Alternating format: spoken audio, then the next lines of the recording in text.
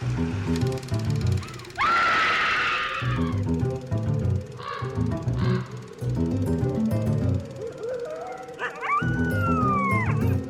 everyone, and welcome to Scream Scene, the horror movie podcast where we watch every horror movie ever made in chronological order, and then we rank them from best to worst. My name is Ben. And I'm Sarah. Thank you for listening to us today. How are you doing today, Sarah? I am doing good. I got to show Over the Garden Wall to a friend who hasn't seen it before.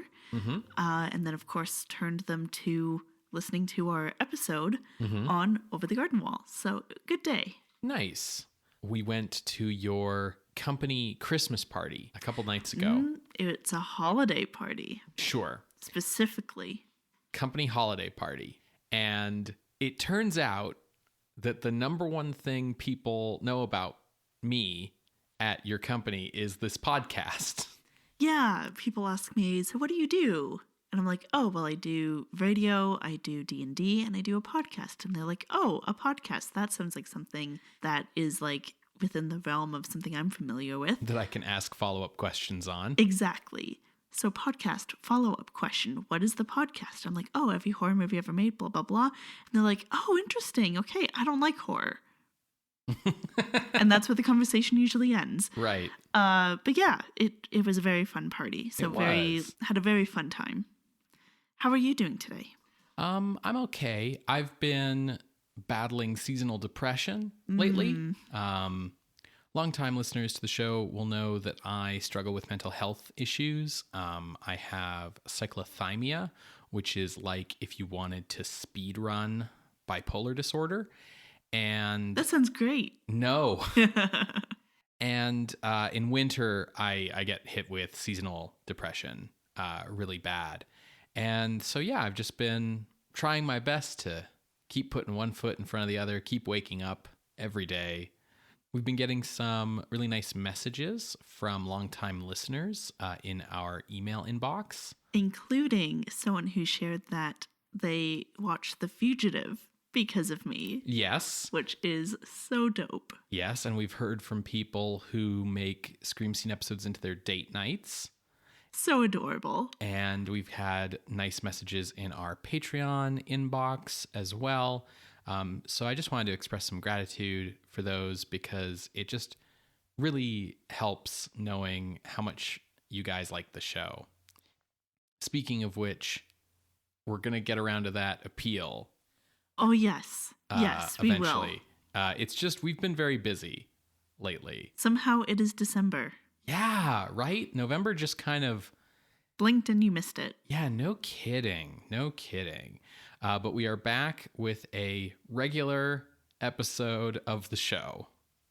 So what are we watching this week, Ben? This week, Sarah, we are watching Horrors of the Black Museum from 1959, directed by Arthur Crabtree. That name is familiar. Yes. Okay. He directed Fiend Without a Face. Oh, shit. Yeah, which was that movie's dope as fuck. Yeah, that's the stop-motion brain movie. Yes. For those of you who need the reminder.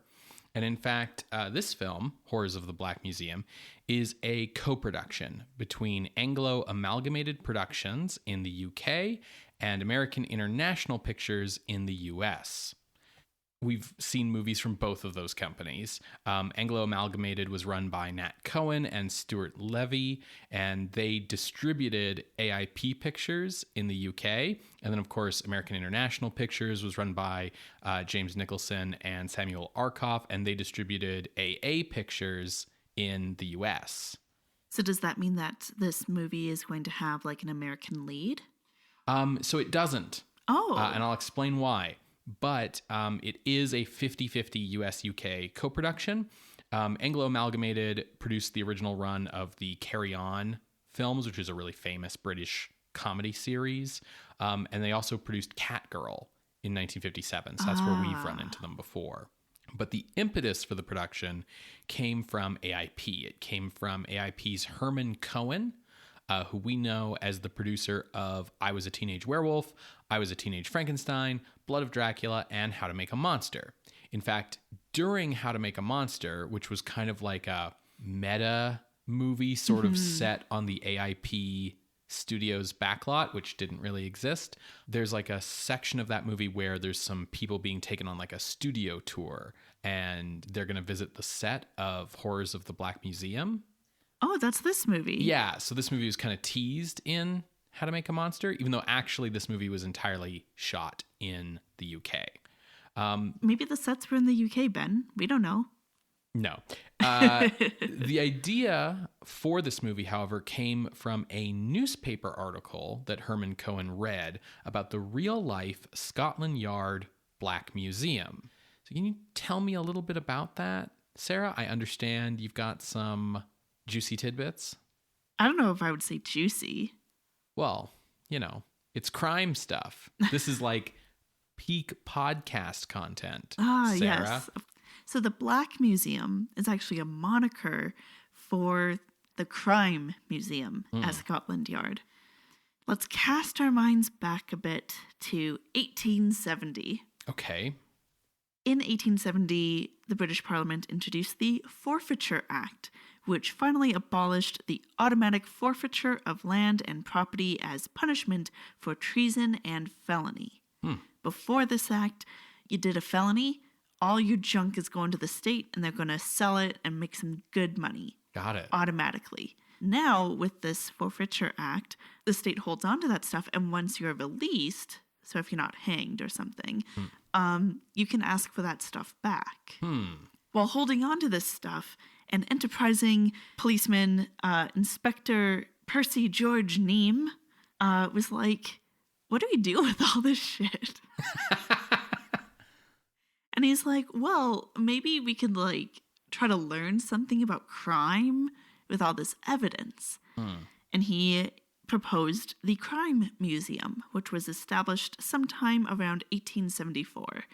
Details are a little fuzzy, but that's kind of the date I saw kept coming up.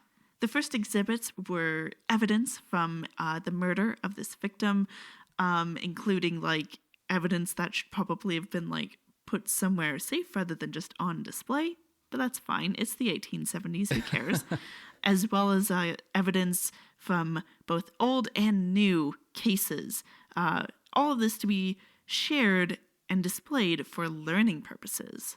So was it open to the public or no? No, because it's this learning purposes, the only visitors were internal personnel, whether that be police or members of parliament, that sort of thing. Okay. There was a reporter from The Observer who came to the museum in 1877.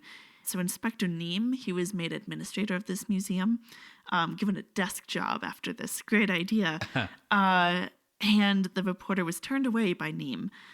Interesting. Okay. So the reporter was like the one who came up with the Black Museum moniker in like this article that was like, it's so bad they wouldn't even let me in. It's the Black Museum. Got it.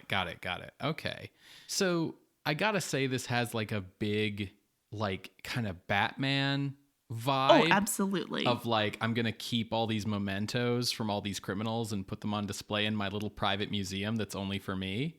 Well, it's for the police department. Yes. But absolutely correct vibes, especially because it didn't seem to be any rhyme or reason as to what went on display and what did not. So some evidence that is on display there are weapons like knives, crowbars, a cannibal stove. Sure. There's also weapons that are like weird. Like there's an umbrella gun and also an umbrella knife.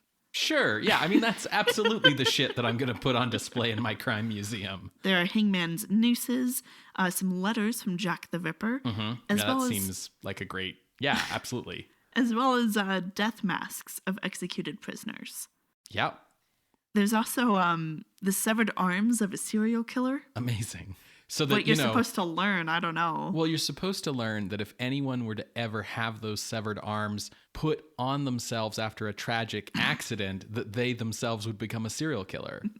So this museum was closed during World War I and World War II, and it actually briefly opened to the public in 2015 to 2016, though they did remove some of the grisly exhibits for the public, like those arms. Okay.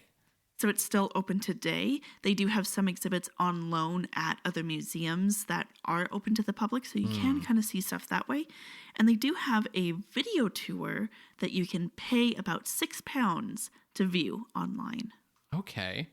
It's kind of like I feel like writing about the Black Museum for a reporter is kind of it's a slow news day. I know, I'll talk about these true crime evidence things that the police look at to study. And, what's going on in there? No, we're not allowed to look. Yeah. I think what might have also piqued either this reporter or the American producers' interest is that there was a 1952 radio program in the U.S.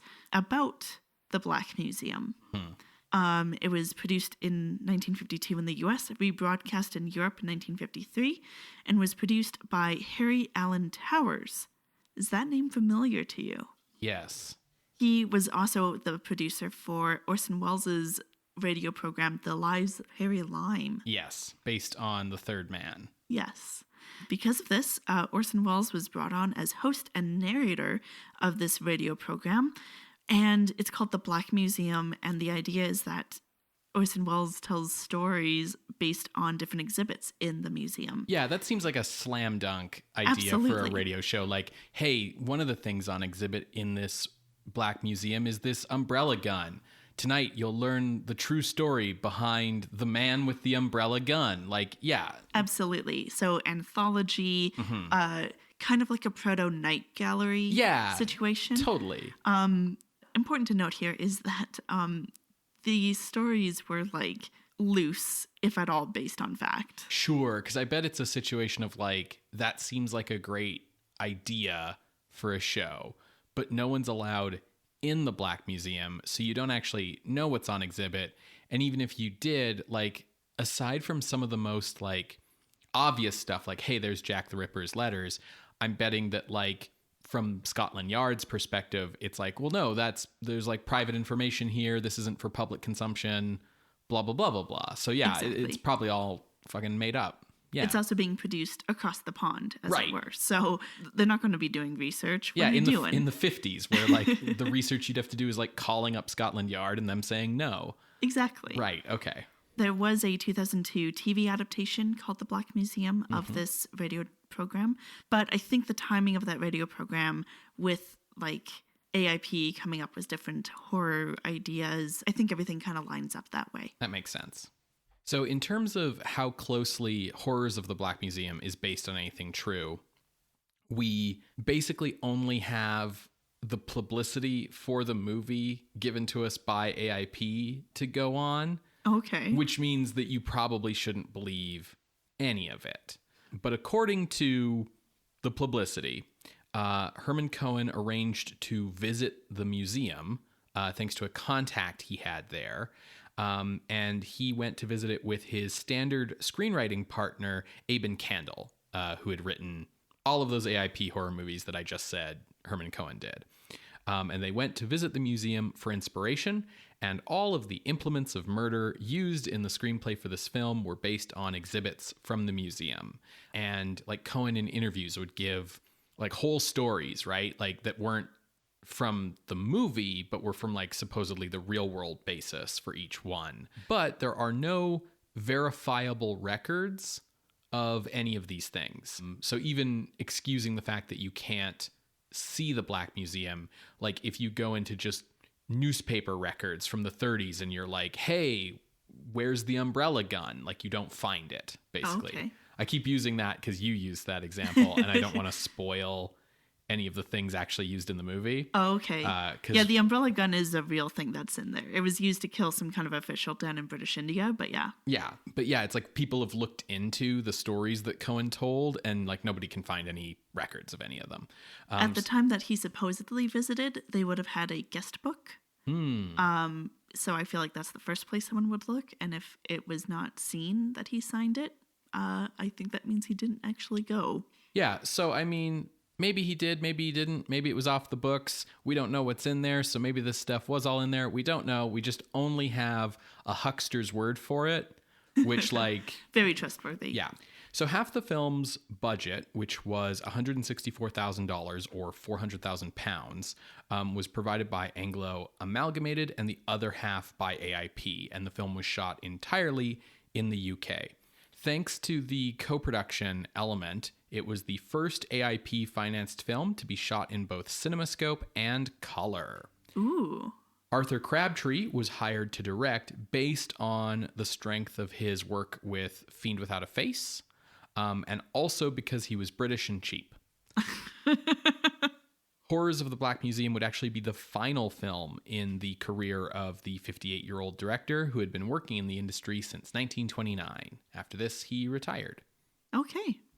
Cohen was the film's producer, and he was very hands-on. He went over to the UK. He was on set every day, to the point where, like, the film's cast and crew kind of found him a little annoying, like a little overbearing, a little micromanagey.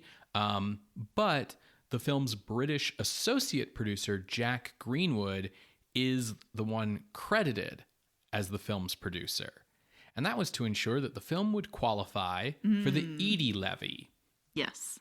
So the Eadie Levy was named for Sir Wilfrid Eadie, who was a British Treasury official. And what it was a tax on box office receipts.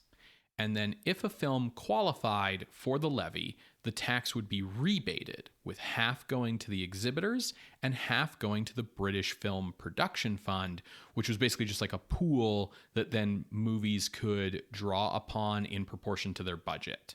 And this was to encourage the production and exhibition of British films, right? It helped subsidize production, and it also encouraged exhibitors because they were going to get this rebate if they showed British films instead of American films.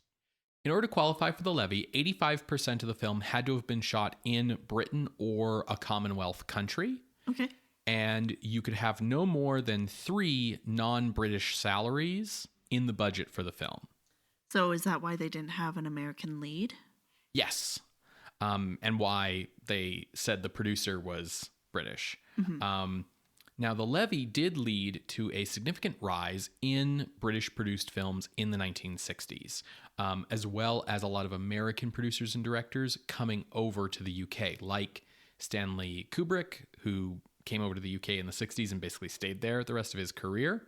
And it also led to an increased popularity and visibility of British films abroad. If you think of a lot of, like, the big British movies that you can think of in your head, chances are a lot of them are 1960s films. Absolutely.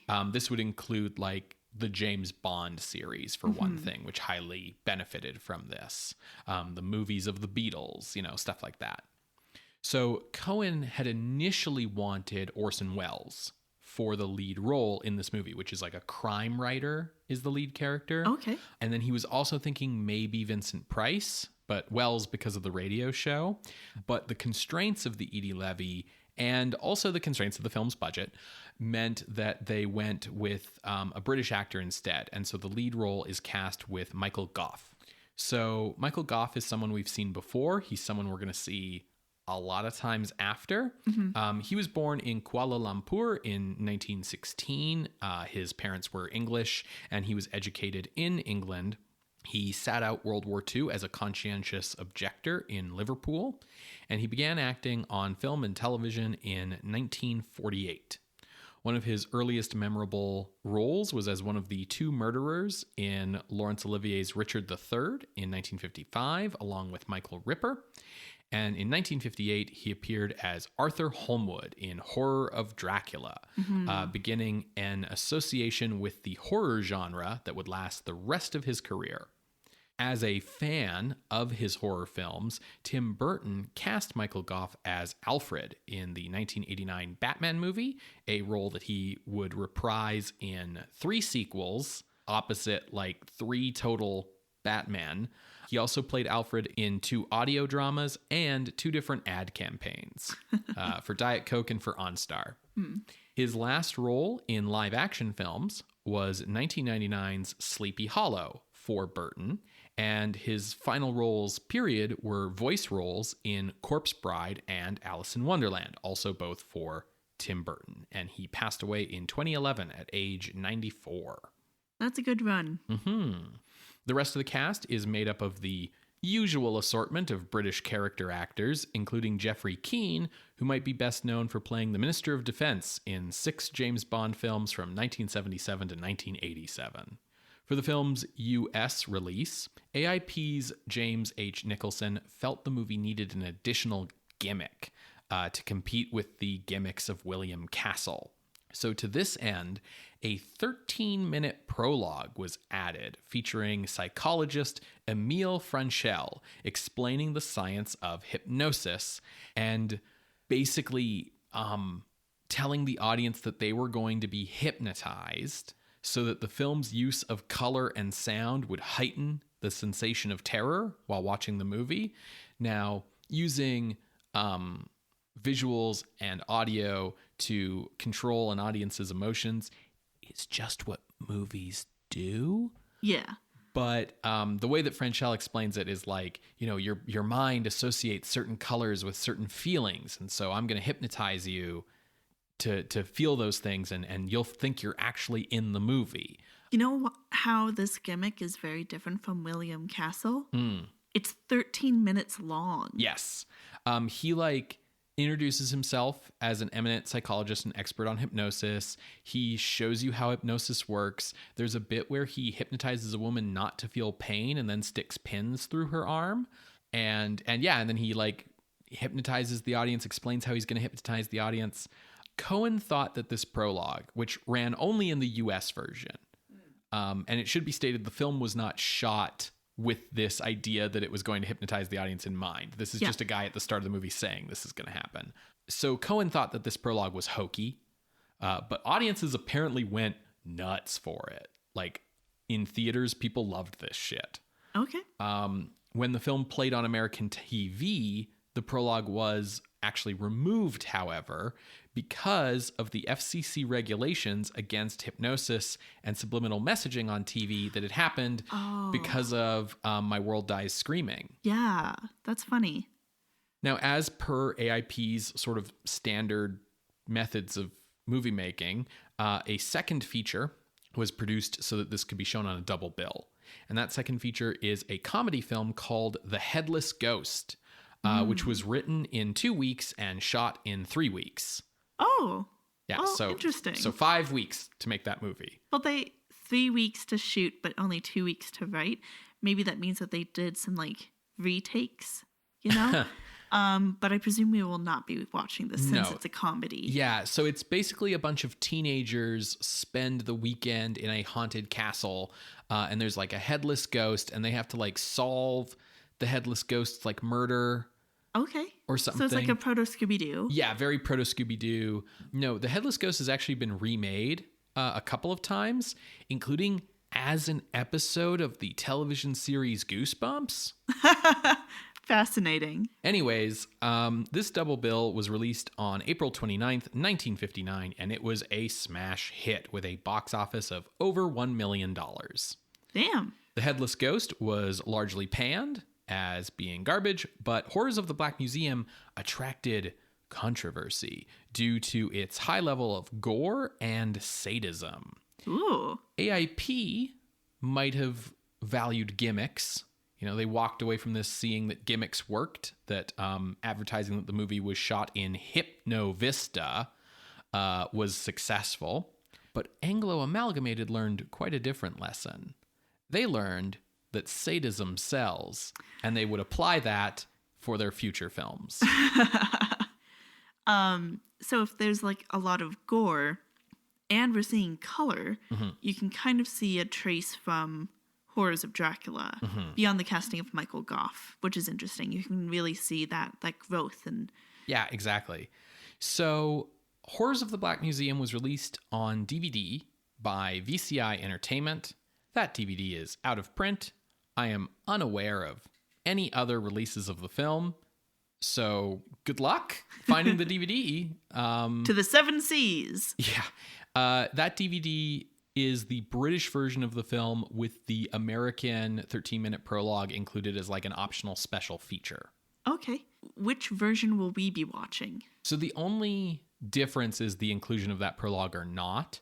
So do you want to watch the 13-minute prologue explaining how hypnotism works? I don't. So then we'll watch sorry. the British version that doesn't have it. Okay, All right. cool. All right. Well, folks, you're going to hear a brief musical interlude, and when we come back, we will discuss Horrors of the Black Museum from 1959, directed by Arthur Crabtree. See you on the other side, everybody.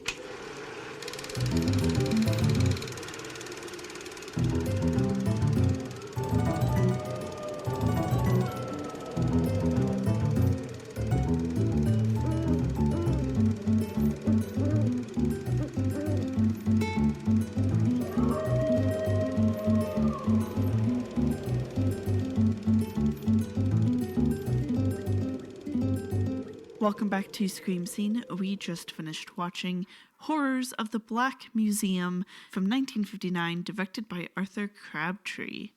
Ben, thoughts? So I really wanted to like this. Yeah. So it's a real shame it isn't good. I think it's just trying to do a bit too much. I think it's fairly good. It is indeed trying to do a bit too much. This is a case of them being like, I don't know what's going to work, so let's just do a bit of everything. Yeah. And they do find something that works, but you do have to wade through all the other things. It really has a feeling of like, we don't know where the trends in horror are going right now, so let's just do all of them. Exactly. And some of these trends are dated. Mm-hmm. Some are not. Mm-hmm. And the ones that are not are what they do well. So Interesting. Okay, I think we're going to have an interesting talk. okay. Well, let me give the plot. Sure. It opens with murder. In this case, a woman receives an anonymous package. She thinks it's from an admirer. She opens it up. Oh, it's binoculars. She takes a look through them, through the window, and ping! Spikes into her eyes, into her brain, and she's dead. Gruesome. This is the third strange murder in 2 weeks, and the police are doing what they can, but not having much luck. Journalist and crime writer Edmund Bancroft comes in for, his story, his column, and kind of comments with the police that, oh, this binocular spike thing, that seems like something you'd find in your Black Museum. Yeah, I think it's actually called out that, like, it's a replica of something in the Black Museum. Yes, that's true. Now we follow Bancroft after he leaves the police station.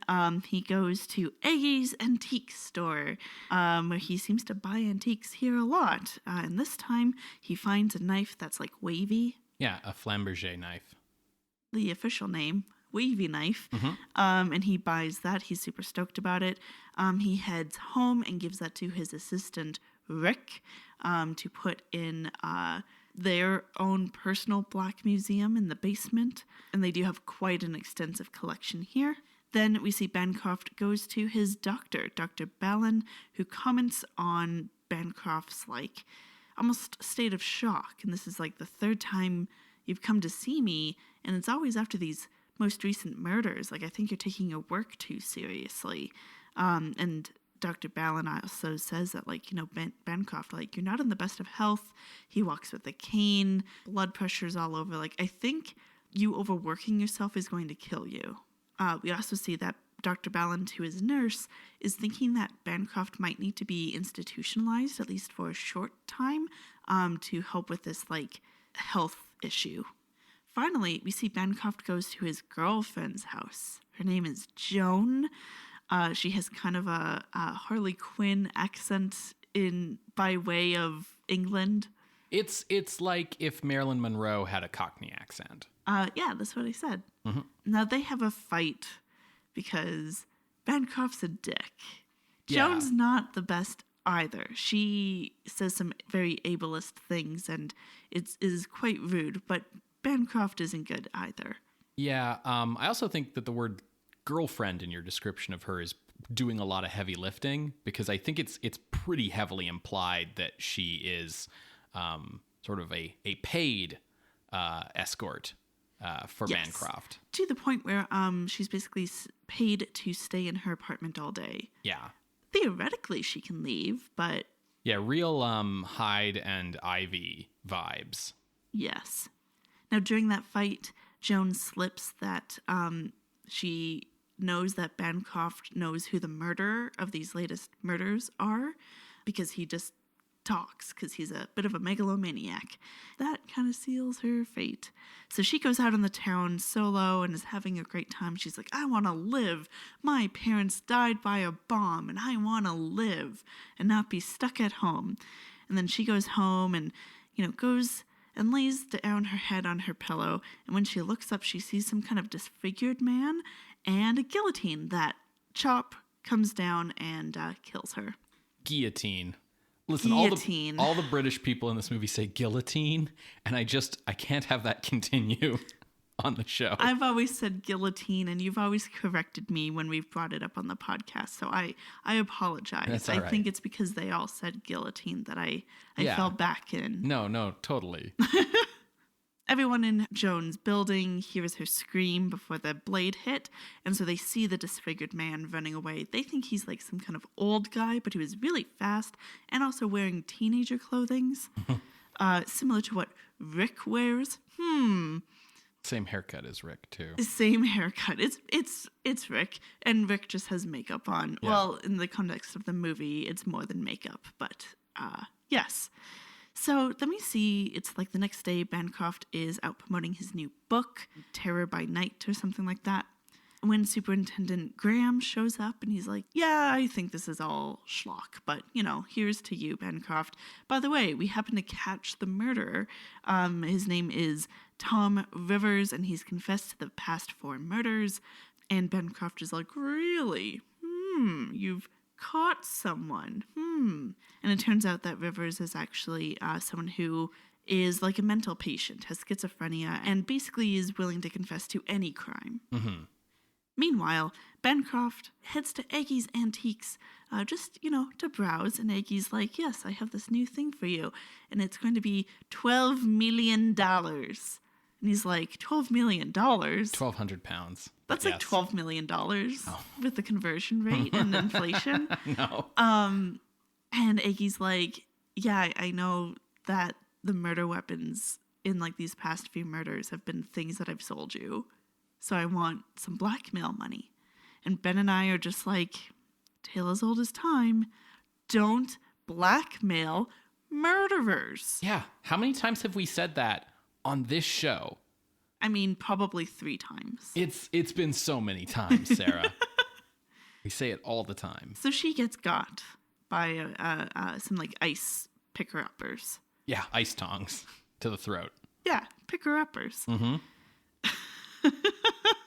Bancroft goes home. Everything's going great.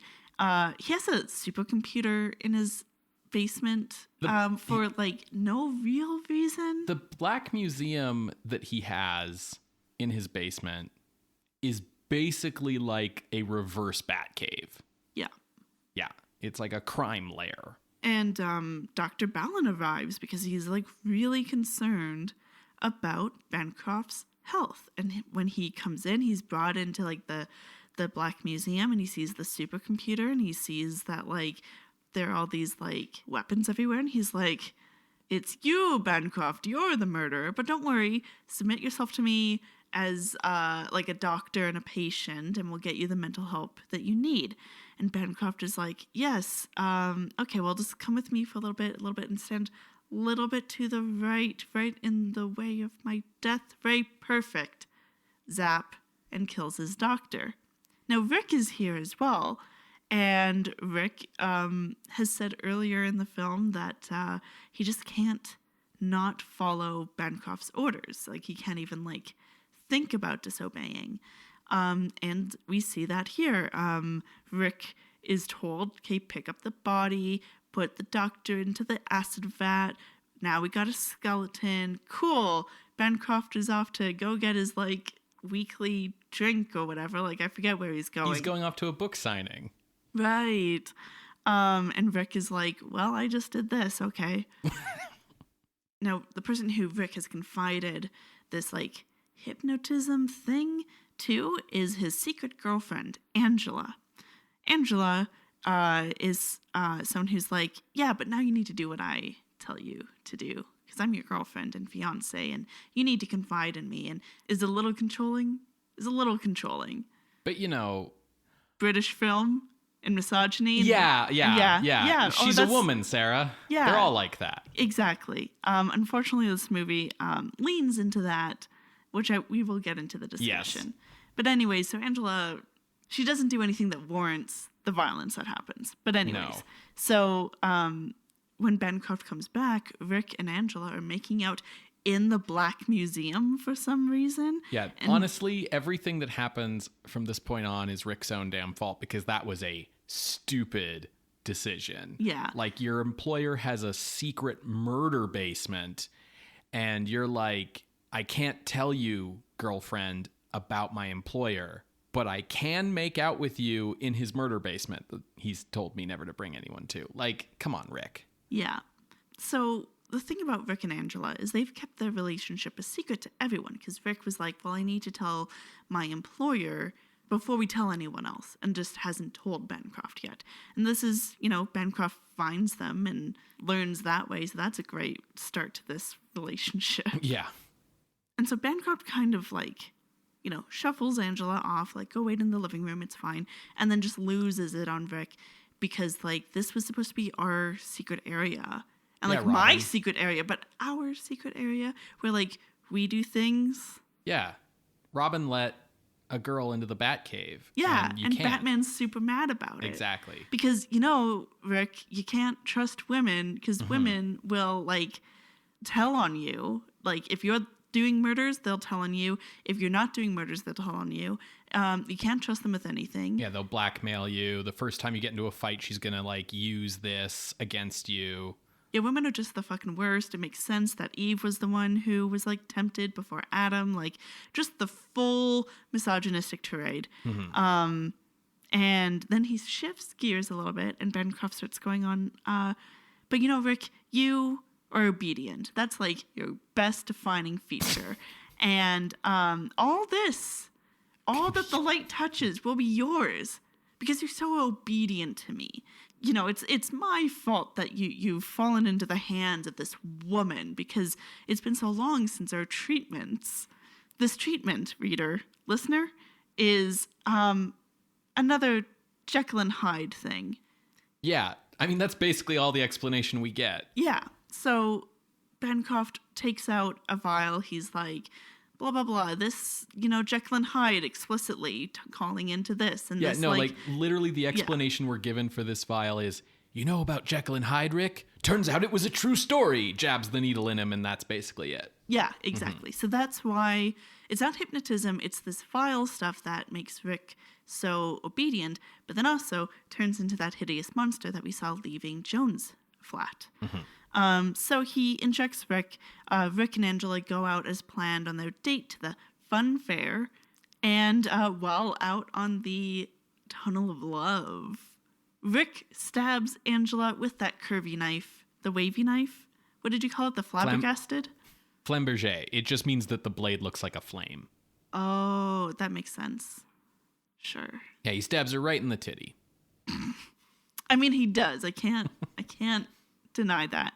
And then he goes off running King Kong style up onto the side of the Ferris wheel. Now, Bancroft is out gloating with the cops. Definitely not a suspect at all. Gloating to the cops. That's a key distinction. Gloating to the cops about how the person who they had arrested was not the real person. And so Bancroft goes with the cops to the fun fair. Rick, upon seeing Bancroft, is like, Mr. Bancroft, I did what you told me to do. And Bancroft's like, shoot him. I don't know what he's saying. Just shoot him. Rick jumps off the Ferris wheel and lands onto Bancroft, stabbing him in the heart. Now, after leaping, Rick was riddled with bullets, so now they are both dead. And that's the end, with the cops being like, well, I guess he's a crime writer, and he wrote, he did crime so he could write about them. That's what we're going with. Mm-hmm. The end. So, I can see how this movie was successful. Yeah. Because it delivers on a lot of base thrills, namely sex and violence, without asking a lot from the audience in return. Like, you're led by the hand through the story. You're not really having to pay attention. Everything that happens is pretty obvious and like easy to see coming from a mile away. And, you know, there are hot babes. You get to see one of them in her underwear. And then like there's lots of blood and like decapitations and stabbings and so on and so forth. Yeah, I think the gore and the death, all of that is well paced in that regard. And it even feels like it ramps up, even if like on paper, I don't know if like structurally it actually does ramp up, but it feels like it does. It starts with cool gadgets and it just ends with stabbings. So it definitely doesn't ramp up, but you're right that it feels like it, mostly because it starts with characters we know nothing about and moves on to characters we actually care about. Yeah. I think that Michael Gough gives a really fun, scenery-chewing performance here. He's basically carrying the movie. He is really good. Yeah. I really enjoyed his performance. There are times where, like, when an actor is given a part that is, like, just so explicitly misogynist and chauvinist, it can be really hard to handle. And what I liked about Michael Gough here is that, you know, he doesn't, like, make it palatable by being, like, charming or something, right? Where it's like, well, like a Don Draper kind of deal. Right. He just does it really well. And I don't know, maybe it's the British accent that like helps it carry, but like, no, he's really good. He's really good. The way he will turn from trying to be charming to the characters and then get so mad. Like when he got so mad at Joan and he like pushed everything off the table and stuff, like he's going for it. Yeah. And I mean, to be fair, like, you know, the way you put it was like Joan says some ableist language. She like grabs his cane away from him so he can't walk and then like calls him a bunch of slurs. So yeah, she says that you're not a man because you use a cane. Yeah. That's kind of what I was meaning. Yeah. The thing I do want to point out about Gough's performance here is he was Arthur Holmwood in Dracula, which was like the heroic part in Dracula, the romantic lead. And so I think audiences of the time would find it a twist that he's the murderer, that they would go in and expecting him to be the hero because of how strong like typecasting was in the industry back then, right? What is interesting is that after this movie, I mentioned in the context setting that he has like a long history in horror movies after this. Yeah. Basically, he is now slimy villain territory. Well, that's because he does it so well. Yeah. So this is kind of his transition from hero to villain.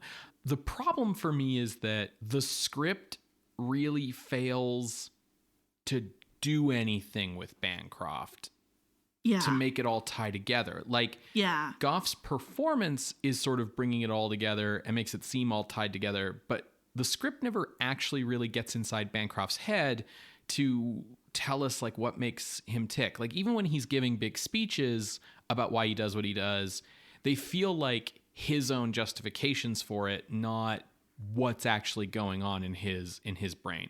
And like the doctor gives a little bit as well about like him being mad. But like it's not really anything beyond just like, you're mad, Bancroft. Yeah, like the doctor's approaching it from a physical health perspective of like, yeah, when you commit murders, you go into like these weird like excited states. And so like it's pretty obvious you get excited by murder.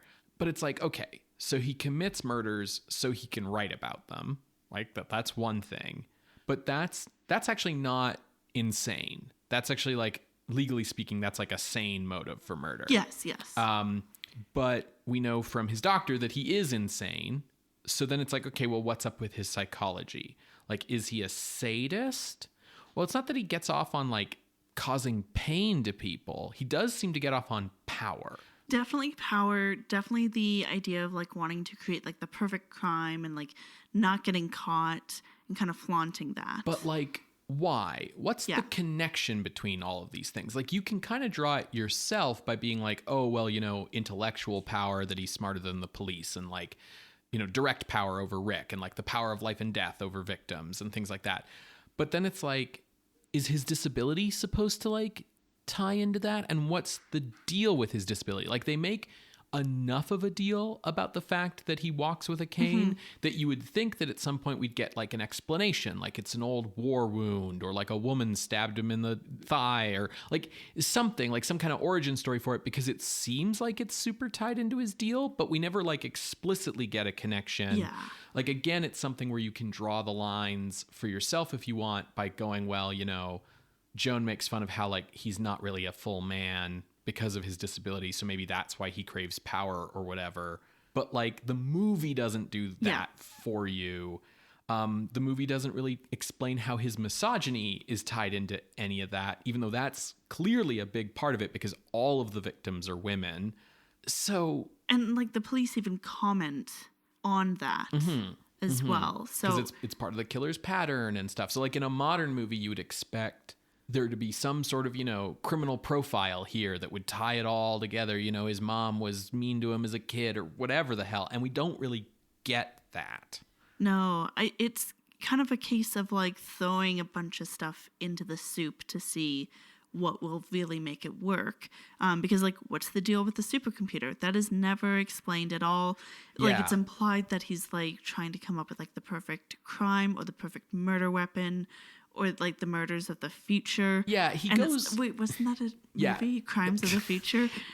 The only explanation we get for the supercomputer and the death ray is him being like, well, my Black Museum is so much better than Scotland Yard's because Scotland Yard's is all willy-nilly and mine is curated. Yeah, it's bespoke. And theirs is just, it's a dead museum because it's all things of the past. And mine is a museum of the past, present, and the future. Yeah, the Jekyll Hyde sci-fi stuff is kind of what pushes it a little too far for me in terms of the like spaghetti strategy shotgun approach here. Like, yeah, Rick could have just been hypnotized. I mean, if you that would tie in with like the gimmick, the hypnovista. Yeah, like we had 13 minutes of a dude explaining hypnotism to us at the start of the movie. He doesn't need to be like a weird monster. Like even if it's an injection, like why does he physically transform? That doesn't make sense. Because monsters are in horror movies, I guess. It's a lot of those kind of cases of just putting the tropes without really knowing why they're here. It's like the idea that Bancroft knows how to do murder because he's a crime writer. Okay, cool. That tracks. I'll believe that. But the idea that like that also makes him like a computer scientist and he knows chemistry enough to like make a Jekyll Hyde serum. Like, well, he doesn't say that he made it. But then where did he get it from? In this universe, Jekyll and Hyde was real, Ben. I don't know, man. It's just like, it really, that's the stuff in the movie that really makes you realize how thrown together the rest of the movie is. Like the whole movie is just kind of haphazardly thrown together, but I feel like if you didn't have those things, you might not notice it as much. Yeah, exactly. What I do like here is that the police, they're not bumbling, but boy, are they ineffectual. Yes. Like they are tangential to what happens. Yeah, you get a sense at some point, like, and again, it's like subtextual. It's like the actors are doing more work than the script. You get a sense that the superintendent suspects Bancroft, but he doesn't really suspect Bancroft in time to like do anything about it. Yeah. Yeah, and you kind of hope that like the crimes of passion or suddenness of needing to kill Eggie or the doctor or something would help lead to Bancroft's capture or end, and that doesn't have anything to do with it. Right, yeah, because like if we were in a police procedural, that would be the turn, because it would go from, oh, he murders random sexy young babes who have no family or connections, to, oh, an old antique shop owner and Bancroft's doctor are dead. Yeah, there's just nothing that feels like, oh, the noose is tying around his throat. No. It's just like, yep, the creator's monster kills him. Yeah, it turns against him. Oh. Speaking of tangents, even the Black Museum connection is largely tangential and basically goes away after the first act. Like, it's set up at could just as easily be like a wax museum, like the creepy, like, macabre version of that people had. He can have a museum of crime and it not be tied to Scotland Yard's Black Museum. At the start of the movie, it's like the connection is there. Like, it's like these binoculars are based on a pair of binoculars that are in the Black Museum. And Bancroft's in his writing, like using that to suggest that, like, well, maybe someone on the police force is like stealing things from the Black Museum and using them to kill people. Like, maybe it's the police themselves doing the murders or whatever. And then that goes away. And everything else after that has nothing to do with the Black Museum and just has to do with like his own, you know, ingenious crime things. So there's just like, there's a lot of tangents here. One thing that is weirdly consistent, although it's consistent with other movies, it's consistent with Cohen and Candle's other AIP movies, is kind of the basic setup of older, bitter, murderous older man with his like duped teen assistant who does all the dirty work. Yeah, the poor teens. Like if they shot this in the US, it would have been Whit Bissell as Bancroft, right? I was thinking that too. I will say it does have more in common with like I was a teenage Frankenstein than I was a teenage werewolf, but or like How to Make a Monster. Yeah. Yeah. It's definitely a step removed from it, but those pieces are here for sure. Yeah. And then the other thing that's consistent throughout this movie is that it's very misogynist. Yeah. But I mean, it's textual. It's not just like happenstance, right? Yeah. So I have to like acknowledge that, the murderer is the most misogynistic person here. It is the villain who's misogynistic. But I think it bleeds into the script in a way because, yes, it's just the villain who's a misogynist textually in the story, but in terms of like their representation as characters, women only exist in this movie to get talked shit about and then murdered. Yeah, no, the casual and dare I say like microaggressions against women are very prevalent here. Yeah, I mean, you've got Joan, who is an implied sex worker, but is like every negative stereotype about that kind of person ever, right? Like she's just like all in it for the money, and she's just like constantly belittling Bancroft, and she's very clearly like super shallow, and she's clearly just using men. Like when she goes out to the bar, there's like a guy who's buying drinks for her, and then she's like, I was just using you for the drinks, I'm not going home with you, fuck you. And it's portrayed as like she's a shitty person. And then you have the antique store dealer who like is a blackmailer and is like, I don't care about turning you in to the police as long as I get mine. Yeah, and she talks about like ripping people off and stuff. Also, she's old. Yeah. And it's like underlined, like, this woman is old and unattractive. Let's call attention to it every time. Yeah, like at first Bancroft's like, well, you're safe from being murdered because all of the people getting murdered are hot young babes. And then we have Angela, who is probably like the least at fault from an objective perspective. Like she's just Rick's girlfriend. She's just trying to be a part of Rick's life. Yeah. And unfortunately, Rick's life is supposed to be a secret. Yes. Sidebar, the actor who played Rick was gay and lived for 45 years with his partner in a house that he bought with the money from being in this movie. Dope. Good for him. Yeah. That explains the lack of chemistry, though. Yes. But like Angela just gets murdered and forgotten about. And her only crime is that she wanted Rick to tell her a bit about himself and maybe stand up to his boss, who seemed to have some kind of unnatural hold on him. So Angela's murder like left a bad taste in my mouth. Yeah. But I will say that at the time, her getting murdered was probably really shocking because she's clearly like our female romantic lead, and these movies should end with like her getting threatened and then getting saved. And that's the one murder that we see explicitly on screen. Everything else, like the tongs to the neck for the antique owner, that happens like slightly off screen, out of frame. Like everything, you know what's happening, and it's gory. Absolutely. You see the aftermath, and you see like immediately before, but you don't actually see the axe on screen. But this, we see the knife go in. Yeah. So, like, I'll give it that as a horror movie that's effective. Yeah. But just, like, it's one bit of misogyny after the other to the point where even though, yes, textually all the misogyny is coming from the bad guys, there's nothing in the script to really balance it out. So the movie ends up kind of feeling very misogynist as well. Yeah. Well, let's move on to ranking. Okie dokie.